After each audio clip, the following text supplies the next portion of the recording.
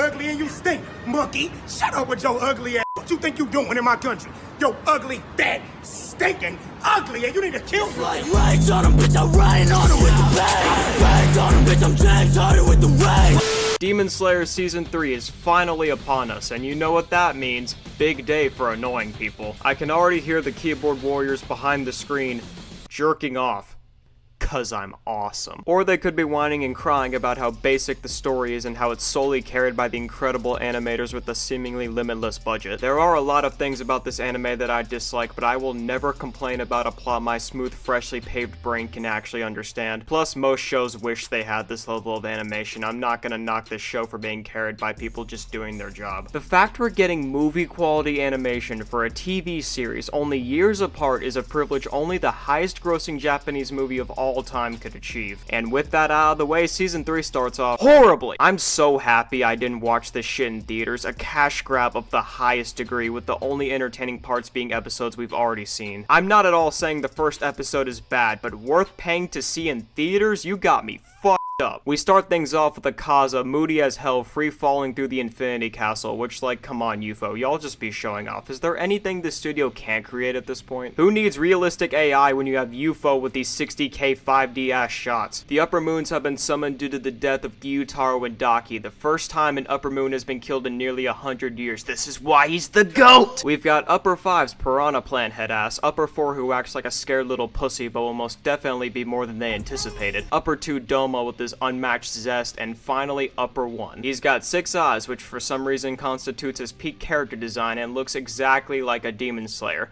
perhaps even a specific Demon Slayer. You will never convince me these aren't all the same person. Anyways, like I said, Akaza does not care why Muzan summoned them, he pretty much just here to start shit. Akaza, it's been so long. Is that new cologne? It reeks of scourge and meat stank. Gyoko, dude, you gotta come by the trap sometime. I want you in my room. What to do with that? Don't put your hands on my damn me, G. I'm a penis! And while all this is going on, Muzan's just chilling above them while also upside down. All I'm saying is a game of tag in this place would go crazy. He keeps lecturing them while cooking up something absolutely gruel, thinking he Walter White or something, and here comes Gyoko running his word hole telling him he's got some crazy info. The one thing I dislike are rumors, news and messages spread without any hint of research or credibility. So please humor me. What's your source? Okay, so I had like this really crazy dream, right? Like there are these oiled up black guys trying to see who could get the best panic attack. Why am I falling? You said you got some info. Can I come? Nah, dog, you zesty as hell. Oh, come on, man. It'll be just the two of us. It would be so awesome. That's it. It would I've be had so enough. cool. Akaza, your lack of sauce and discipline sickens me to my very core. Don't think I haven't seen your playlist, me boy. Nothing but Eminem, video game OSTs, anime openings for shame! I got 6 eyes and even a blind man could still see the bitch on your face. I just scarfed 8 pounds of creatine before this. I will drop this motherfucker right now, I swear to God!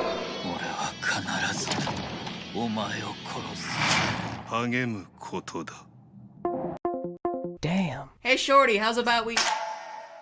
Why is everyone so mean to me? Sir, your freaky Amish dwarves have arrived. Wonderful. Gotta get the trip check first. Yeah. Alright, that was cool and everything, but dog, what the actual barnacles is up with this Indian soap opera ass editing?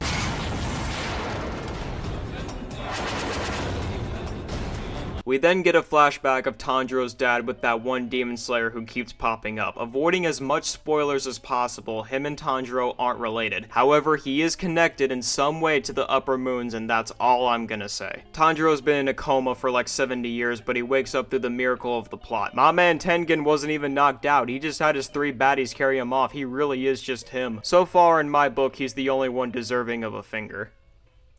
Inosuke is still supposed to be recovering, but they forgot to take into account who they were talking about. I can't even lie, that was pretty funny. Inosuke and Zenitsu are off on their own missions this season. It sucks not having the ultimate femboy around, but if it means not having to hear this nonsense for a while, I'll allow it. Tanjiro's sword broke in battle, and unfortunately his unhinged blade dealer's gone on strike, so he's gonna make his way to the place where the swords are forged. A place so secret even he's not allowed to know exactly where it is. By this point it's pretty clear that with each new arc we'll get to know more about a certain Hashira, and this time we're getting two. The Mist Hashira and the Love Hashira. So many cars can't think straight.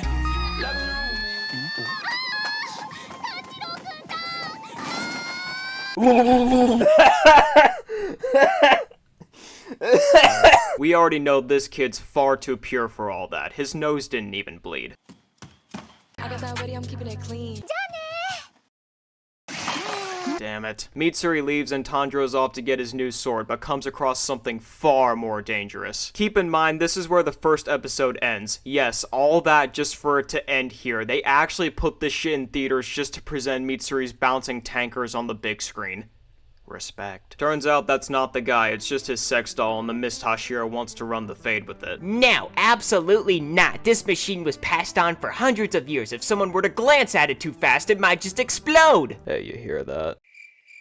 No? Exactly. That's the fucks I give. Now hand over the sex bot before I smother you with my butt butter. I promise you did not want this abhorrent monstrosity grilling between my ass cheeks. That's enough! Huh? Impossible. His arms are built like chair legs and he's not even budging. Man, shut your bitch ass up, nigga. Nobody asked you that a bitch ass thing. You better shut the fuck up. Like, dog, I cannot believe how disrespectful this dude is. He is straight up in the most monotone inflection possible, telling little mans and his people they ain't shit. The same motherfuckers who make their blades. Somebody is in desperate need of some humbling. Tanjiro tries to give him that run-of-the-mill protagonist speech about how being a massive vagina isn't super radical bodacious, but he just calls him boring and knocks him out effortlessly. He wakes up and of course little man gave him the bot, so they find him training with it and we get some lore. The bot was modeled after that one demon slayer if you couldn't tell, and apparently his arms were so fast and so furious they were only able to match it by giving it 6. Oh, so he was just nice like that. Too bad it's pretty much held together with hopes and scotch tape because it did not take long for Tokito to show it up. Lil bro runs off crying and Tanjiro's like,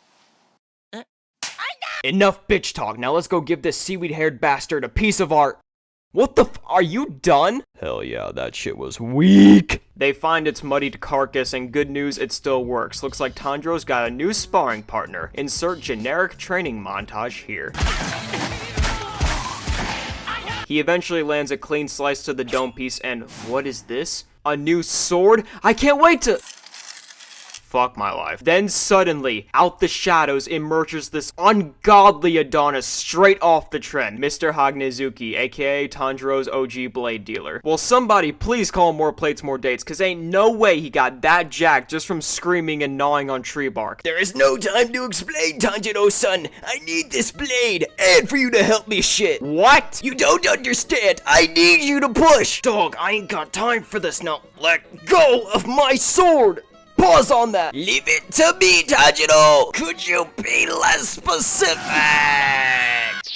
少年たちよ、鋼塚さんの急所は脇です。 Ah, tickle time. My only weakness. Turns out he did all that training just to forge a stronger sword for Tanjiro. How sweet. I like him 15, 14. Damn, all those muscles and he still got not one bitch. The fuck you say? He's got the jit. Jump him. All he wanted was to restore the rusted blade, but he decided to be as vague as possible because he's just so chiseled and mysterious.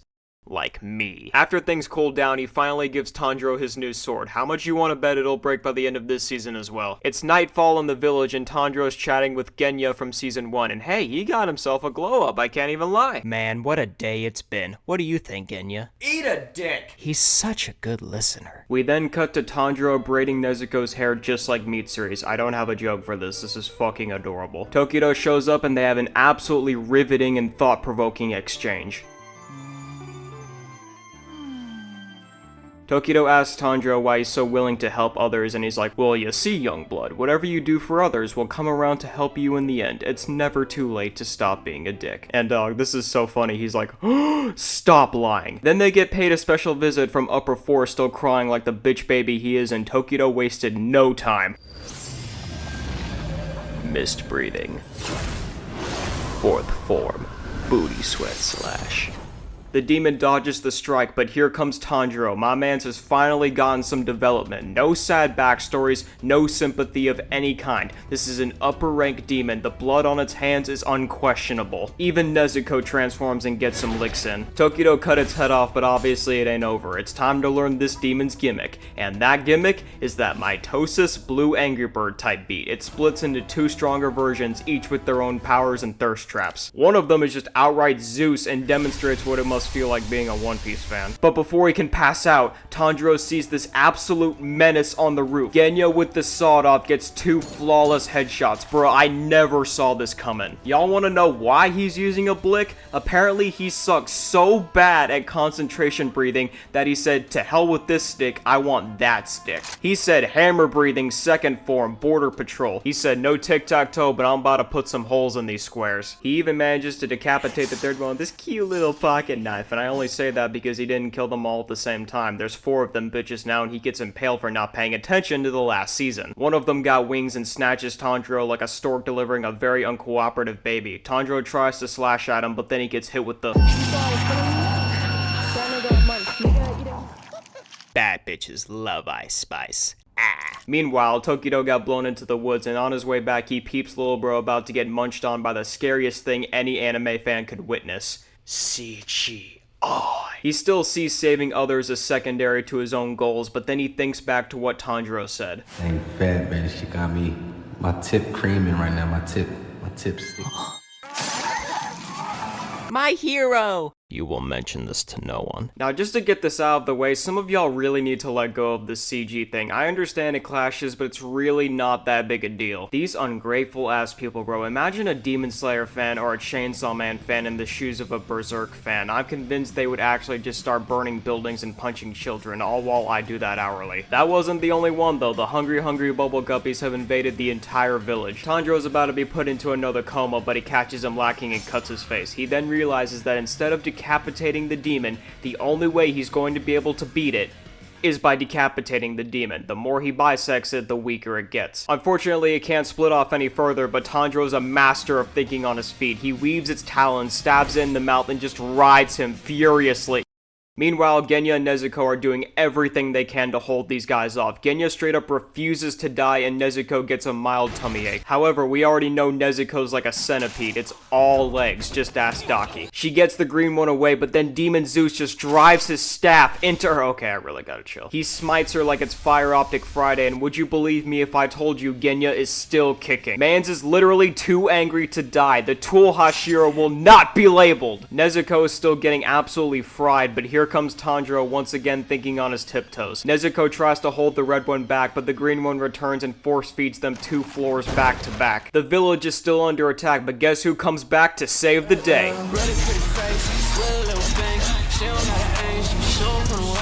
Lord Master Sensei, please stay with me! Am I dead? Shit, you must be the Grip Reaper.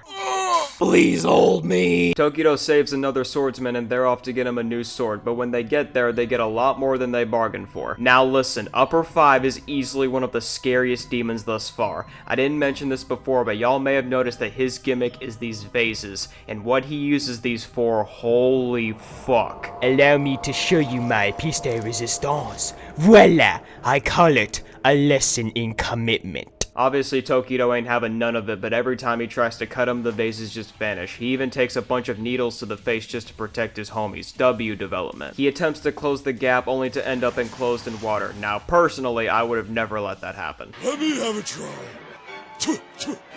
Open sesame! Oh shit! Nezuko and Tanjiro try to escape but end up getting blown out and buried in rubble. Tanjiro's trying to get back into the ring, but Nezuko won't let go of the damn sword, and he's like, Bitch, the fuck? Let me do my job. And yo, I'ma keep it a band with y'all. What happens next had me like this. Nezuko uses her blood to ignite the sword. Tanjiro takes the blade and combines it with sun breathing. The tribal scar comes back, and he hits him with the...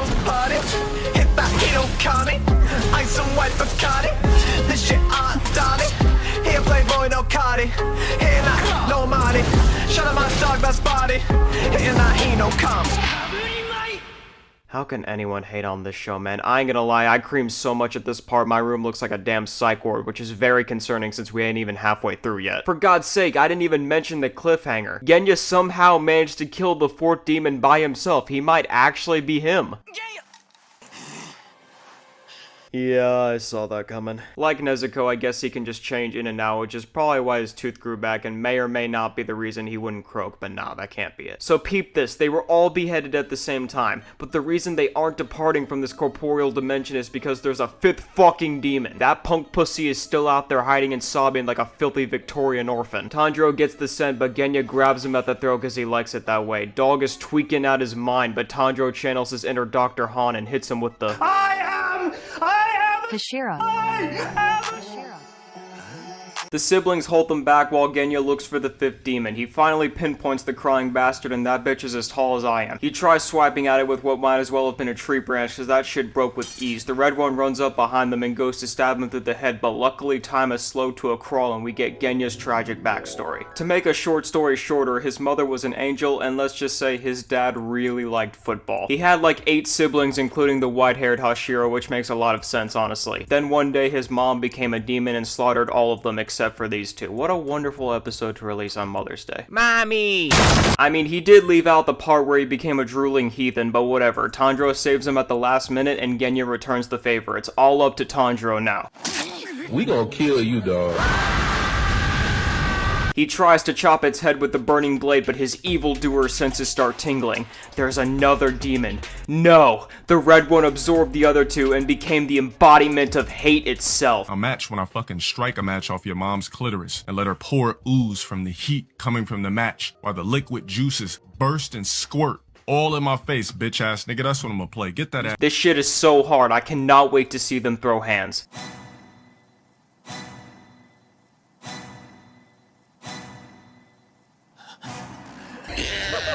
Blood is froze. He has not moved for 40 minutes. Tokido is still stuck in the water vase, but gets out thanks to Little Mans. That shit wasn't free though, he gotta die. And at the same time, Upper 5 is staring down Hagnezuka, who is dead focused on sharpening this sword. Gyoko keeps trying to get his attention, but he can't break him. Dog is using total concentration without the breathing. Why, he kinda fine though. The next episode finally gives us Tokido's backstory. I love how naturally these are spread out. Both his parents died at the same time on that Bruce Wayne type beat, and hold on. There's 2 of them! The twins were forced to look after themselves, and the other twin just has not even the slightest ounce of respect. I guess we know where he got it from. Man, I sure do miss Dad. Well, his bitch ass should have watched his step then. Hey, how could you say that? Look, Brody, it is what it is. By the way, the Moi in Moichiro stands for musty. Stank ass bitch. Then one night, a demon appeared, sliced homie's arm off, and all Tokido can see is red. He literally crucified this demon into the dirt. This was the first demon they ever saw, and it got packed up worse than Rengoku. Gang. Gangi, speak to me. Avenge me, brother. Kill them all. By the way, I lied. The Moi in Moichiro actually stands for munch.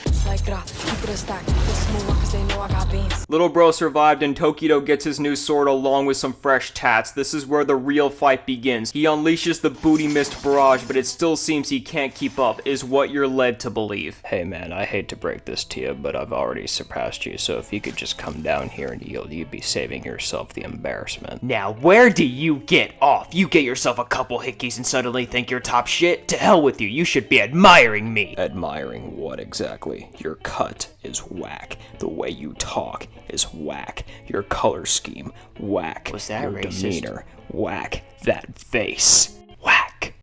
You take that back! Blood demon art, pussy stink attack! Ha! He'll never deflect the poison.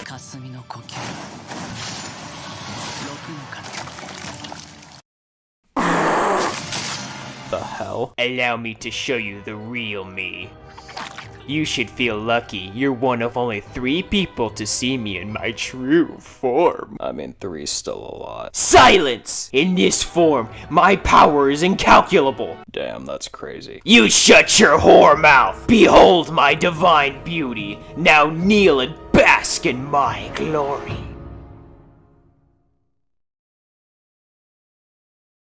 Look, dog, I don't know what you thought this was. Ain't no type of glazing finna go down. I'm not sure what serpentine tribe you came from, but yo head finna get deported from your body.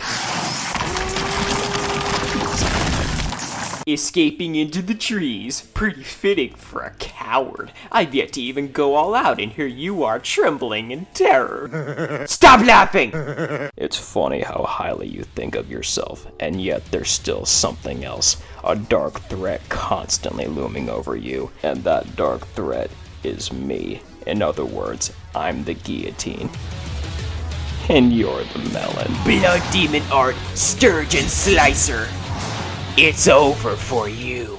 Mist breathing, 7th form, booty smog. What's this? Where'd he go? Show yourself. I haven't even gotten to use my Bass Pro Chop yet. Answer me this. The fuck made you think you were the only one who wasn't even trying? Any last words? Oh, where are your moms at? Not where you're going. Lord Tokido, I'm so glad to see you're alright. Oh fuck, he's dead! Meanwhile, the gang just cannot compete. Blickies are ineffective and the Ox is being held for ransom. Tanjiro's about to become a human Oreo, but our girl comes back to save our boy. It's hate versus love. Let's run it. Hey man, let's make this quick. Unlike everyone else here, I've actually got a family to get back to. Perk up those ears, skank. Nobody here tells me what to do. I'd square up. I sound like Morty. Holy. I'd square up. You should kill yourself now.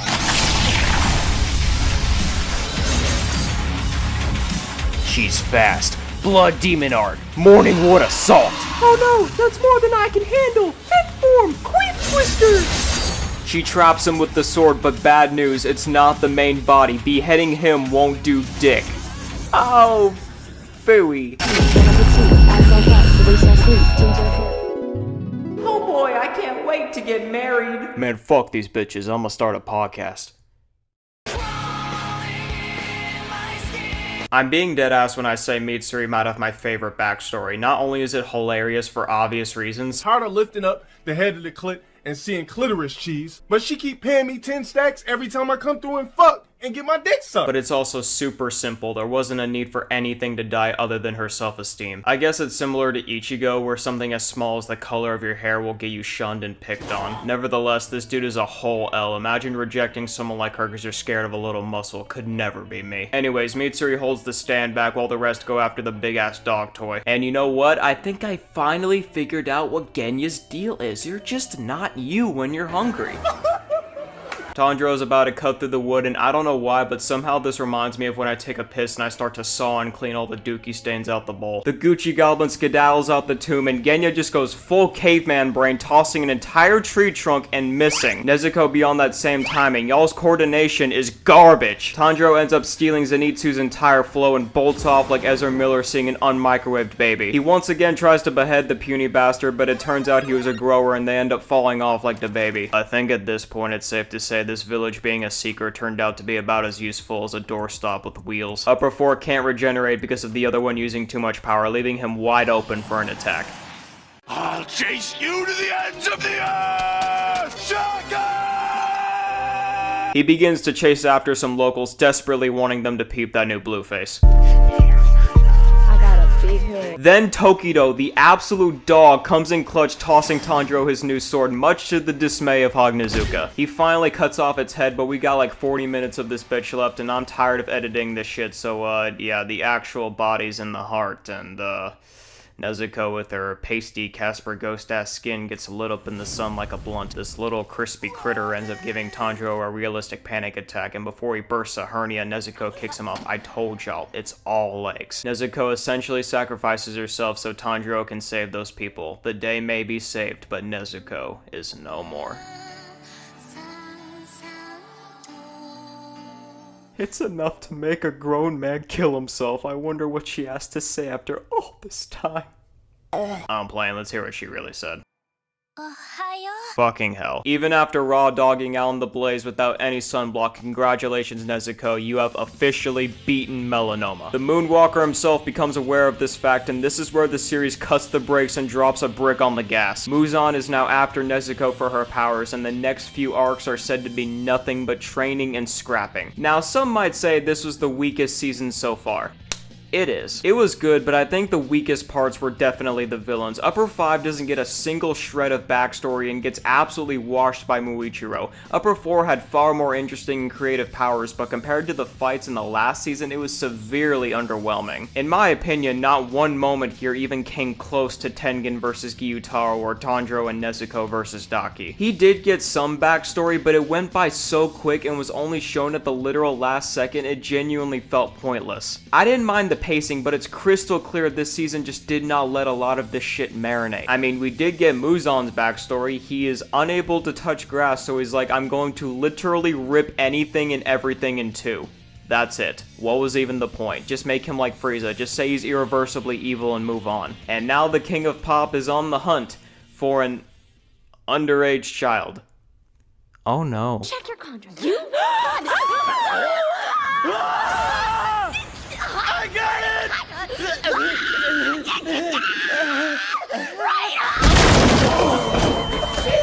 Yeah, the snap kick is giving backflips. I get active, let that blood drip, have them burning, no syphilis. We living frivolous, this heel could get traction to that little mouth with your bitty bitty tactics. Get the lashing, try to cut me down and I pop back like baby, what's cracking? A smile, my reaction.